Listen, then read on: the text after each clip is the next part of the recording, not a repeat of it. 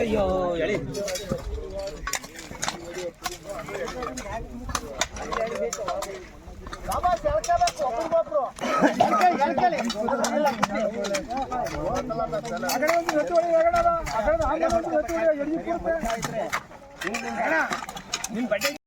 ದೌರ್ಜನ್ಯ ಮಾಡಲು ಅರಣ್ಯ ಇಲಾಖೆಗೆ ಬಿಡುವುದಿಲ್ಲ. ದೌರ್ಜನ್ಯ ಮಾಡುತ್ತಿರುವ ಅರಣ್ಯ ಇಲಾಖೆಗೆ ಧಿಕ್ಕಾರ. ರೈತರ ಮೇಲೆ ದೌರ್ಜನ್ಯ ಮಾಡುತ್ತಿರುವ ಅರಣ್ಯ ಇಲಾಖೆಗೆ ಧಿಕ್ಕಾರ. ಬರಲಿ ರೈತ ಸಂಘದ ಹೋರಾಟಕ್ಕೆ ಜಯವಾಗಲಿ. ರೈತ ಸಂಘದ ಹೋರಾಟಕ್ಕೆ ಜಯವಾಗಲಿ. ಹೌದೌದು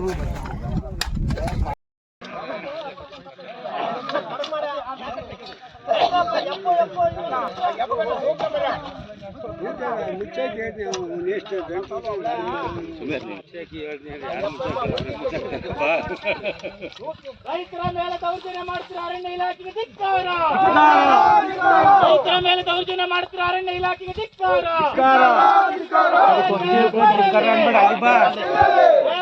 ಬರಲಿ ರೈತರ ಮೇಲೆ ದೌರ್ಜನ್ಯ ಮಾಡ್ತಿರೋ ಅರಣ್ಯ ಇಲಾಖೆಗೆ ಧಿಕ್ಕಾರ.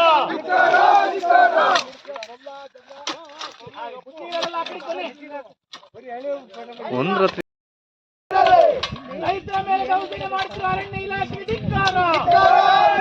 ರೈತರ ಮೇಲೆ ದೌರ್ಜನ್ಯ ಮಾಡ್ತಿರೋ ಅರಣ್ಯ ಇಲಾಖೆಗೆ ಧಿಕ್ಕಾರ. ಬರಲಿ ರೈತರ ಮೇಲೆ ದೌರ್ಜನ್ಯ ಮಾಡ್ತಿರೋ ಅರಣ್ಯ ಇಲಾಖೆಗೆ ಧಿಕ್ಕಾರ.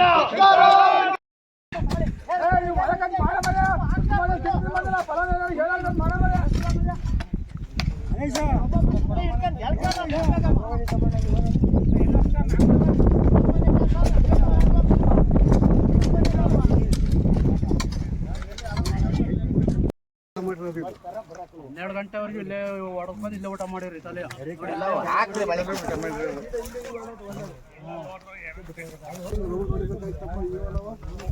ಅವನು ಅಲ್ಲಿವರೆಗೂ ಅಲ್ಲಿ ತೋರಿಸ್ತೀನಿ ಅಂತ ತೋರಿಸ್ತ ಮತ್ತೆ ಇಲ್ಲೇ ತಿರುಗಿ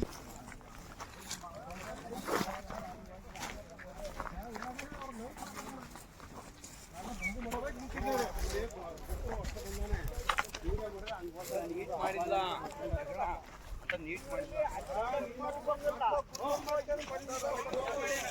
1900 ರೂಮಾಲ್ ಆರ್ಡರ್ ಆಗಿರೋದು.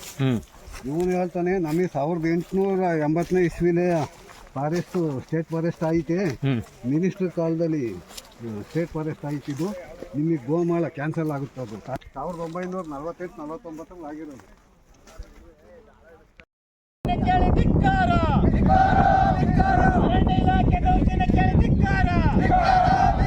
ರೈತರ ಭೂಮಿನ ಕಿತ್ತುಕೊಳ್ಳುತ್ತಿರುವ ಅರಣ್ಯ ಇಲಾಖೆಗೆ ಧಿಕ್ಕಾರ. ಬರಲಿ ರೈತ ಸಂಘದ ಹೋರಾಟಕ್ಕೆ ಜಯವಾಗಲಿ. ರೈತ ಸಂಘದ ಹೋರಾಟಕ್ಕೆ ಜಯವಾಗಲಿ. APRS ಜಿಂದಾಬಾದ್. ರೈತರ ಭೂಮಿನ ಕಿತ್ತುಕೊಳ್ಳುತ್ತಿರುವ ಅರಣ್ಯ ಇಲಾಖೆಗೆ ಧಿಕ್ಕಾರ. ರೈತರ ಭೂಮಿನ ಕಿತ್ತುಕೊಳ್ಳುತ್ತಿರುವ ಅರಣ್ಯ ಇಲಾಖೆಗೆ ಧಿಕ್ಕಾರ.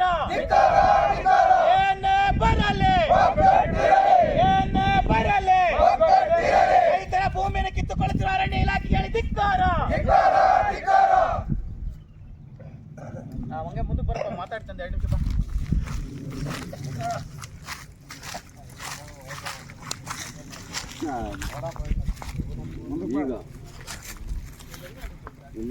ಬೇಲೂರು ತಾಲೂಕಿನ ಅಡವಿ ಬಂಟೇನಹಳ್ಳಿ ಗ್ರಾಮದಲ್ಲಿ ರೈತರು 16 ವರ್ಷಗಳಿಂದ ಕೃಷಿ ಮಾಡಿಕೊಂಡು ಜೀವನ ಸಾಗಿಸ್ಕೊಂಡು ಬರ್ತಾ ಇರ್ತಕ್ಕಂಥ ಕೃಷಿ ಭೂಮಿಗೆ ಅರಣ್ಯ ಇಲಾಖೆಯವರು ಏಕಾಏಕಿ ಬಂದು ರೈತರಿಗೆ ಯಾವ ಮಾಹಿತಿಯನ್ನು ಕೊಡದೆ, ನೋಟಿಸನ್ನು ಕೊಡದೆ ಈ ಭೂಮಿ ಅರಣ್ಯ ಇಲಾಖೆಗೆ ಸಂಬಂಧಪಟ್ಟಿದ್ದು ಅಂತೇಳಿ ಟ್ರಂಚನ್ನು ಒಡೆದು ರೈತರನ್ನ ಇಲ್ಲಿಂದ ಒಕ್ಕಲೆಬ್ಬಿಸ್ತಕ್ಕಂಥ ಸ್ಥಿತಿಯನ್ನು ನಿರ್ಮಾಣ ಮಾಡಿದ್ದಾರೆ.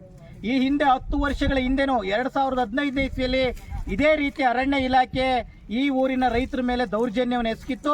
ಅದ್ರ ವಿರುದ್ಧ ರೈತರು ಸಂಘಟಿತರಾಗಿ ಹೋರಾಟ ಮಾಡಿ ಆ ಭೂಮಿಯನ್ನು ನಾವು ಉಳಿಸ್ಕೊಂಡಿದ್ದೀವಿ.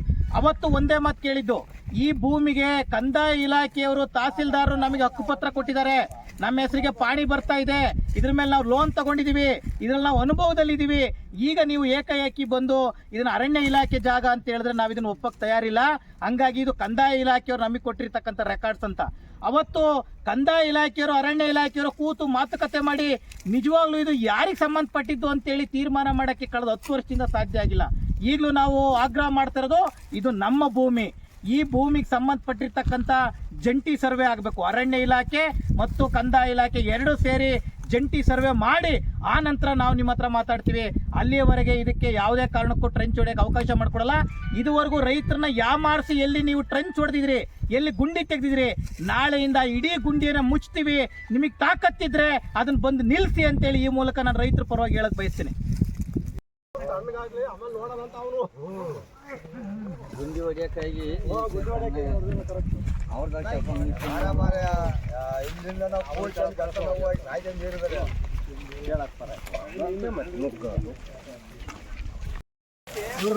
ನೀಟು ಚೌಕಟ್ಟು ನೋಡಿ ಅವ್ರದ್ದಾದ್ಮೇಲೆ ಅಗ್ಲೋ ತೋಡಿಬೇಕು.